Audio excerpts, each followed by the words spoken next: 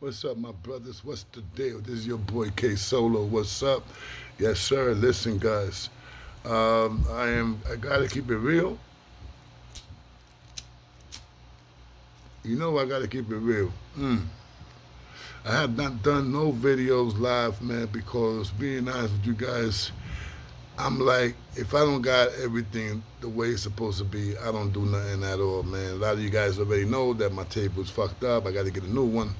So for now, I'm like, how can you say, I'm taking a vacation without wanting to take a vacation. So, basically, mm, I will get the table that I need. Basically, I got to get it. Just got to, chill and wait to see when the money gets right, you know what I'm saying? And then just buy a table. I saw a table yesterday on the same table that I got. And this table looks a little better. Same brand, but a little better, a little stronger. I'm looking at it and I say, yeah, this is the right table, but it's like about 110, something like that. I mean, it's like about $149, something like that. Then I saw something like about 120. I don't know, man, something like that. But yeah, the only way I could get that is by next month. Mm. So I'm trying to get that, guys. Once I get that down popping, you already know, man. I got to get that. I got to get another microphone. Uh, Basically, I got to get how you call that, a mixer or a amplifier amp, where I could plug in two headphones, two microphones, or one microphone and one headphones. You know what I'm saying? Like that, when I have people coming in, they could do the interview. You know what I'm saying? Chilling right here in my crib in my room. Like I said, I don't let nobody in my house, just anybody. You know what I'm saying? So I gotta know you, and if I don't know you, I gotta use my five senses and make the decision yes or no. I'm not like other people that be like, oh, I don't let nobody in my house. That's bullshit.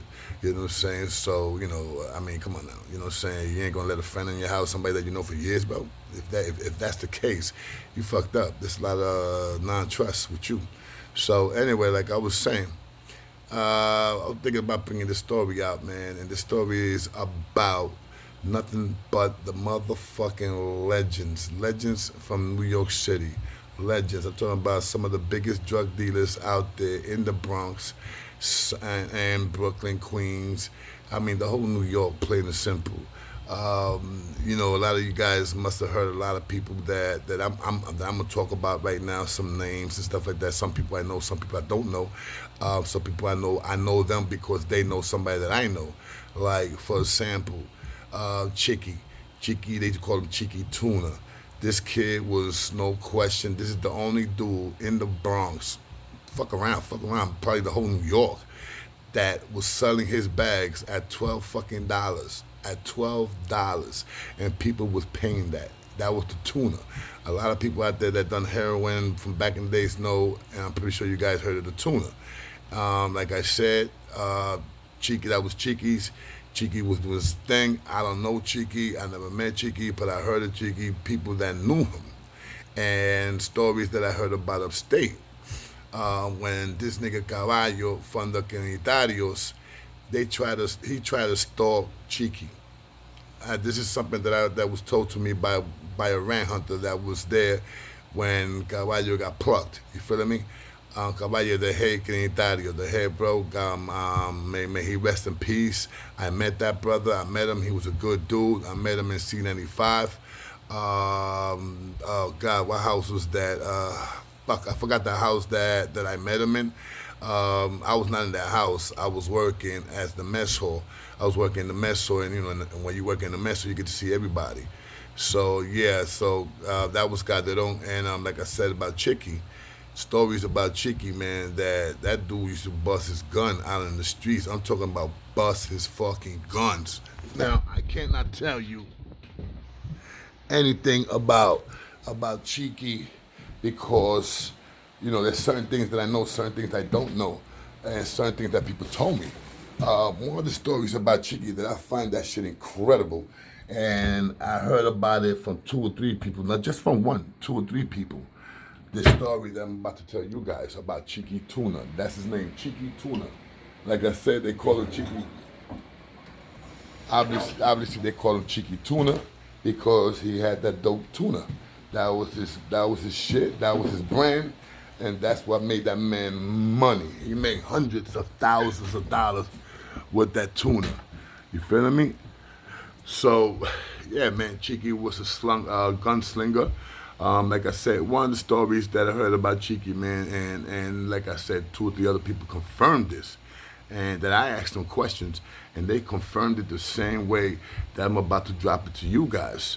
I was told that this nigga Cheeky, one time he goes to a movie theater. He's in the movie theater. I believe he was with his girl, with his girl's friends, and some of his boys was in the movie theater. I don't know the movie theater. I really don't know. So, you know what I'm saying? I can't let you guys know what movie theater because I don't know. But what I do know is that when Cheeky was in the movie theaters, they were looking at a movie, whatever the fuck, you know how it is, but it's dark, it's people sitting down looking at the movie, all you smelling is popcorn, you got the people drinking the soda. I mean, it's beautiful. Going to the movie is a beautiful thing, right? But this is what happened with Cheeky. And this is what I gotta say, man. This motherfucker he had balls, kid. This is what I heard. While Cheeky was in the movie theaters watching his movie with his girl and some of his boys, and like I said, some of his boys' girls was there too, so it was a little crew. But what happens? Cheeky had mad beef. Yes, he did. I heard he had mad crazy beef. So one of the dudes that he had beef with, he was in the movie theaters also with 3 or 4 of his mans. You feel me? Cheeky with 2 or 3 of his boys with some girls, you feel me? His girl and his girl's friends. So the dude that Cheeky had beef with, he recognized Cheeky. He recognized him to the T. And he didn't say shit, he didn't blow it up, he didn't went do nothing. What happened was after the movie was over, that's when homeboy went and tried to do his fucking thing. He tried to blast Cheeky. And like I said, the way Cheeky did it, bro, it was a fucking incredible, kid. All right, this is what I heard. That when Cheeky's walking out the movie theater, that he's still in the movie theater. He's like by the refreshments and the popcorn, the area, you know what I'm saying, right there where you order your shit. Cheeky's ready to come out. You know, he's walking out the movie theater, but he busts into 4, like I think it was 3 or 4. I think it was, let's say 4 guys. He busts into 4 guys. Out of those 4 guys, he got beef with them. You feel me? Now, they ready for this nigga Cheeky. They ready, but they was right there standing, waiting for Cheeky to come out the movie theater. Boom. What happens? One of the dude pulls out a gun. You feel me? He pulls out a fucking gun. But by the time he pulls out a gun, Cheeky already had his out. You understand what I'm saying? I mean, hey, you know, if you faster than me, hey, fuck it. You understand what I'm saying? So this is what Cheeky did. Cheeky he told his boys and he told his girl, yo, move to the side. When they moved to the side, Cheeky look at homeboy and Cheeky said, yo, check this, man. You got your gun pointed to me and I got my gun pointed to you. I'm going to let you shoot. You're going to shoot first. That's my word. I'm going to let you fucking shoot. This is words that was told to me, bro. That Cheeky told this nigga, yo, I'm going to let you shoot, bro. But make sure you do a good job, bro, because once I start shooting, I'm going to air you out. So the dude is talking mad shit like, yo, you serious about this shit, nigga? Yo, this motherfucker's dead, Puerto Rican, dead, nigga. Yo, I'm going to kill this motherfucker. And I think it was a Dominican dude that Cheeky did that with. So what happens? The dude comes out. He got his gun out already. Cheeky got his gun out too. So the dude got to point to Cheeky. Cheeky tells the niggas, yo, go ahead, shoot. What happens? That nigga shoots. Bah, bah, bah, bah, bah, bah, bah, bah, bah. He don't hit Cheeky, bro. He doesn't hit Cheeky. He's right in front of Cheeky. Not right in front, like right there. No, he's, you know, it's a distance, but he's right in front of Cheeky. You can fucking get him easily with the fucking gun. The dude probably never had no fucking target practice or nothing because he missed. He shot Cheeky, but he did not get Cheeky. What Cheeky does, he pulls up the gun up one time, boom, caught the nigga in the fucking head. Dude drops. The dude fucking drops. Now that takes fucking balls. Did he shoot at the other 3 dudes that was there? No, he did not. What he did was he told one of his mans, go over there and pick up the fucking gun. We're taking that. They took the gun, and I think his jewelries too. I think the guy's jewelries too. The other 3 guys, they broke out. Cheeky just looked at him and said, yo, break the fuck out. They broke out. So by the time Chicky left the fucking movie theater, police was coming. Whoa, whoa, whoa. So you already know what happened. Chicky gets in the car, he breaks the fuck out. He's gone. He's jetted. Matter of fact, I think the bid that Chicky's doing right now got to be with that body too, because they hit Chicky with mad bodies, mad drug sales. Chicky was a kingpin, no question about that. The only motherfucker in the Bronx selling bags of dope for $12, B. That's a ball buster right there, no question. Another fucking legend in the Bronx, guy they don't. A dude who I worked for, a for a couple months, but I couldn't fucking trust him. I couldn't trust Calderon. Calderon used to sniff a lot of cocaine, man, and that nigga used to get something fucking pet, bro. So I remember this story, and I told a few people this story. You know, every day while Calderon was there, so Calderon used to like to have his shit right. Roll call. So every day we had roll call. Roll call was that I was in charge of security. Everybody that's down with security, right? They go downstairs, pictures, look out. Everybody that's gonna work, they all go downstairs and they all line up in one line. And I'm talking about in the Eddie position. Eddie with your hands behind your back. Eddie, you feeling me? Now, this is every day. Every day you gotta do this. There's one new dude. This new dude I think he only had like about 4 or 5 days working. Well, he was doing security. He was doing security with me. But like I said, I was in charge until Chicky's uncle, was it his uncle or his cousin? I think it was his cousin. He took over. He was more in charge than me. You understand what I'm saying? But when he was not there with Chicky, I'm the man. I'm taking care of the block. So what happens? Everybody's attention. The only one that's not in attention is me and 2 other security guys, because we watching the basement, not because we downstairs in the basement. What happens? Motherfucking Chicky walking up and down, explaining to people what they gotta do, explaining to the guys what they gotta do. Yo, make sure you do this, guys. Make sure you do that. Yo, the pitches, make sure you pitch, blah, blah, blah. You know, he's dropping it to them. And plus he had 2 or 3 hits of coke too. And when he had 2 or 3 hits of coke, that was Chicky. So this is why I broke out from Chicky. I couldn't fuck with him. Like I said, that same day, everybody's in the Eddie's position. Eddie's, you feeling me? Tunchut, Eddie, boom, everybody's like that, with their hands behind their back, just looking at Chicky speaking. One fucking dude that he's new, I think, like I say, he only had like 4 or 5 days in new. This nigga standing with his hands crossed, like if he was taking a fucking picture. Fucking idiot. What happens? Calderon passes him one time. He looks at him. He keeps on walking. I'm in back of him. I got the gun. I'm in back. He turns around again. And he's talking again. Blah, blah, blah, blah. He's walking the same line again. He does that like 3 or 4 times until he's done finished talking, right? So now when he gets to homeboy, he turns around and tells me, give me the gun. I give him the gun. This motherfucker cocks it. Clack, clack. A fucking 9, bro. A fucking 9mm. He cocks it. Clack, clack. He points it to dude's leg. Bah! He shoots him in the fucking leg, bro. The dude's screaming, ah! I'm looking at Chicky like, yo, this motherfucker's crazy. He goes in his pocket. First, he gives me the gun. I take the gun, B, and I give it to somebody else to stash that gun. I don't want that gun now. That gun, you know what I'm saying? I don't want it right now. So what happens, Chicky, after Chicky gives me the gun, he goes in his pocket. He got a fucking knot like this big. Nigga takes out $20. He's telling me, yo, Solo, here. Go get that nigga some fucking Band-Aids and tell him to get the fuck out of here. He's done. He's not working with me no more. He's not working for me no more. That was Chicky, bro. That was Chicky, a motherfucking gunslinger. Very uncomfortable when I used to go with him to the bars. Very uncomfortable, man. This dude, like I said, he used to do coke and he used to get pat.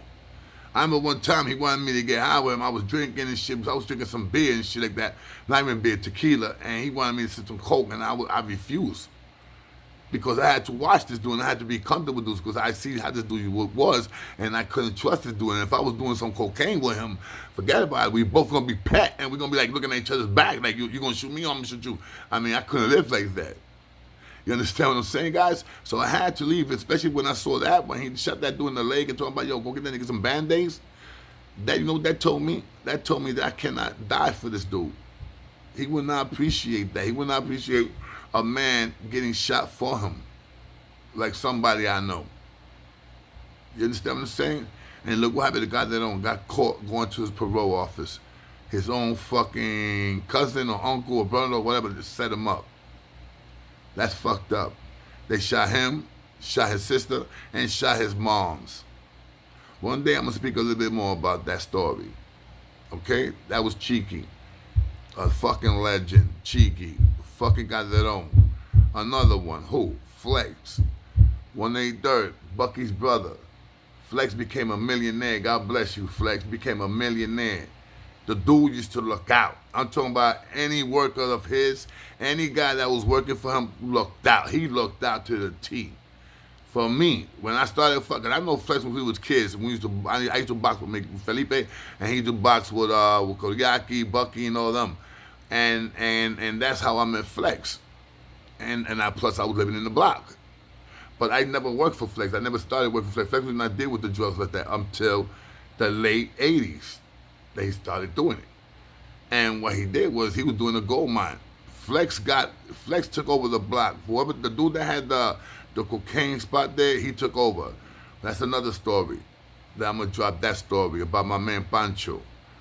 Camelo's brother. If anybody familiar with those names, Pancho and Camelo. If you're from the 80s, from 183rd Katona, Walton, Belmont, all that area, you gotta heard of the two brothers. They was making money at one time until some shit happened, and I can't speak about that right now. But anyway, that's gonna be another story. My man Flex took over that block, bro. Took over the cocaine and took over the heroin. He had this dude named Motro hitting him off. I think Motro passed away. And Flex just started doing his thing, bro. Let me tell you, Flex was a fucking gold mine. Flex, one of the best dudes they to cut dope was my man. Do I got love for him? I got love for him. Regardless of what people were saying about him, I got love for him. He's a good dude. Even though you put a fucking contract on me, but I understood Flex. I never, how can I say? I never, goddamn, I never accused him of anything because I heard what he did. I heard what he tried to do. And that's okay, man. The one who I got really mad was that Little Pete, because Little Pete was the one that was ready to take that contract. And what Flex did, got rid of Little Pete, because that nigga Flex said like this, yo, Pete, if you ready to flip on the Hughes boys, those that raised you from a little kid, raised you to the man that you are right now, if you ready to flip on one of them, imagine what you would do for money. Imagine what he would do if his ass is being pressured. Nigga grabs his moms or his pops or whatever the fuck and put a gun to him. Say, yo, if you don't do this, we're gonna kill you. Yeah, he would do something stupid like that. Yeah, he will go and murk you. That motherfucker, this is Little Pete, all right? Little Pete was supposed to go to my house.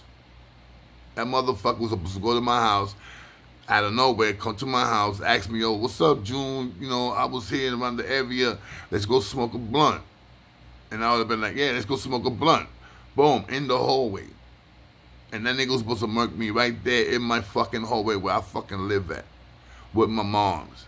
That was the plans. That nigga was gonna murk me right there in the hallway for $15,000 was the contract. I never forgave Little Pete. Never. And look what happened to that motherfucker. Nigga got shot 14 times. Bullshit. 16 times with a 9mm close range. Motherfucker made it. Little Pete made the whole 16 shots. He comes out the hospital with no limp, no nothing. 2 or 3 years later, he opened his fucking mouth. He was going to rob these Dominicans by 183rd and Creston. One crackhead dude heard that shit, went and told Dominicans. Dominicans was waiting for him. What happened? Little Pete was coming through, and they got him. They started shooting him. Little Pete turns around to get out of there. They caught him in the back one time. Boom, died in the ambulance on his way to the hospital. God don't like shit like that, bro. God doesn't like when you flip on your brothers, man. And Little Pete was a flipper. Little Pete would do anything for money. Little Pete was one of those guys that if he was making more money than me, he would go with the next dude. And if I stopped making more money than homeboy, he would come back to me. That's how Little Pete was. That's why nobody could trust him.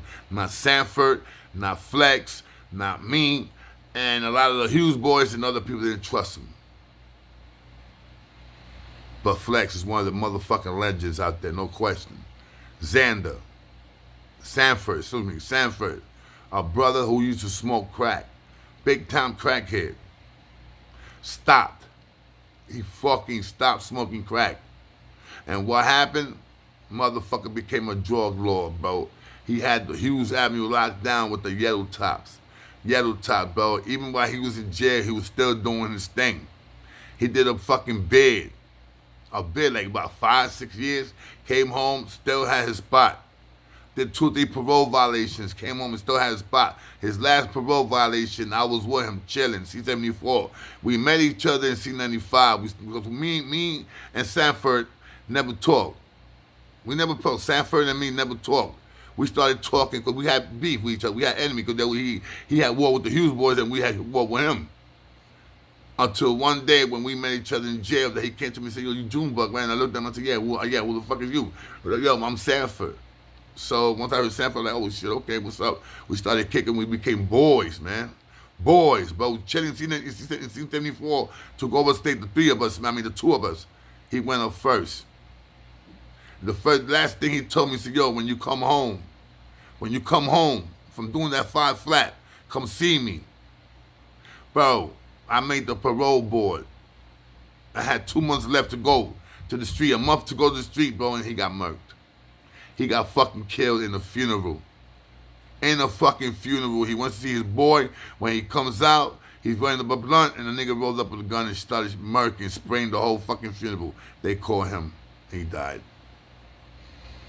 That brother would have been good, man. I know that brother would have hit me off beautiful. Like I said, I work for nothing but big time people. Big drug dealers I work for. And I always done security. And you know what?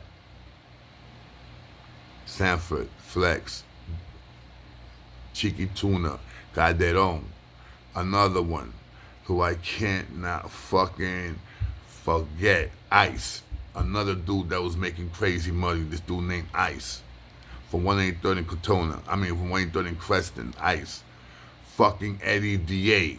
Eddie D.A., a fucking original. A Latin king. His brother, I know his little brother. His brother stabbed one of my man. Well, he was my man, but deep down inside, he was not my man. I thought he was, but he was not.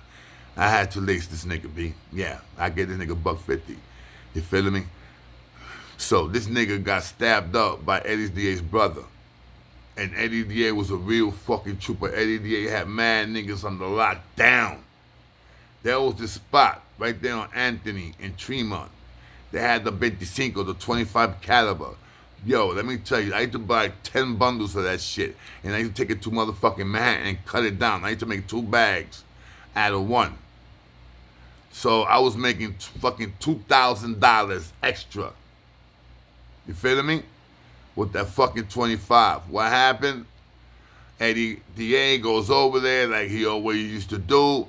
Yo, niggas gonna pay me. If niggas don't pay me, niggas ain't selling shit here. Boom. They did a contract on this nigga, man. They got him. They laced him right in the fucking movie theater. Not in the movie theater, in the fucking barber shop. How many motherfuckers get shot in the barber shop, man? What is wrong with these dudes, man? These dudes don't got no bodyguards, man. Just like the bro Cato from Chicago. Latin King Cato, DMX, Fat Joe's man. They had to report to Cato. Any of those dudes that go to motherfucking Chicago, they had to report to Cato. Cato got murked. And I believe his wife had something to do with it. Because what happened? A few months later, she's fucking one of the brothers. One of the twin brothers and shit that was hitting off motherfucking Cato. Imagine Cato was a millionaire. Imagine the 2 brothers. Woo. And they stood with all their money. That was a part of the agreement. They're going to snitch on El Chavo, but the part of the agreement is that they're going to stay with their money, or half of their money, and we're talking the millions, okay? In the fucking millions. And the girl that was Cato's wifey, and then became one of these motherfuckers' wifey, the father was a cop. It's crazy. Crazy shit, ain't it? But anyway, Ice, bad motherfucker, B. Bad motherfucker. Yes, another fucking murderer. No question about that. Ice was a stone cold murderer. More than the rest of these guys, bro, that I just mentioned. All day, every day. The nigga was a serial killer, bro. Alright?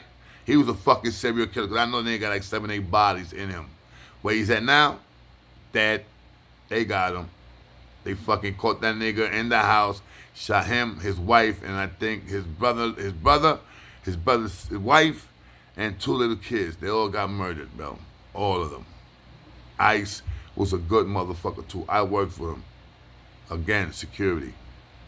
You understand what I'm saying? I worked for a lot of fucking drug dealers, man, that was fucking monsters. Really, really monsters. A lot of people owe their life to me because these monsters want to kill some of these dudes, and I told them, nah, man, chill. And they ain't do it, bro. Yeah, people say I got a good heart, and I do got a good fucking heart. But I also say don't fuck with me, because if you fuck with me, you going down, bro. And I know mad people out here, so don't get it twisted, bro. For all these motherfuckers that be thinking that solo ain't popping, you niggas don't know what the fuck you're doing. Do your homework, bro. Read a book one day, all right?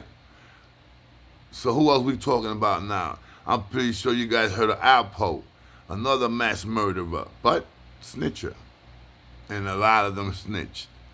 Fat Cat, snitcher. Another big time in New York City. Big time, black fat cat. Puerto Rican Alpo. Had something to do with his man, Rich, getting murdered.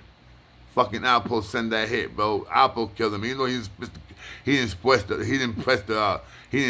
the motherfucking gun, but he was the one that gave the order. These are motherfucking legends, born killers in the fucking Bronx. And there's more people like Bambi. One of the niggas that used to hold that shit down in the middle, in the 80s, 82, 83, 84. Bambi. Another fucking murderer. Ponce. Another fucking murderer. These guys did not sell drugs. These guys used to take the drugs, the heroin and all that shit, and just go crazy with that.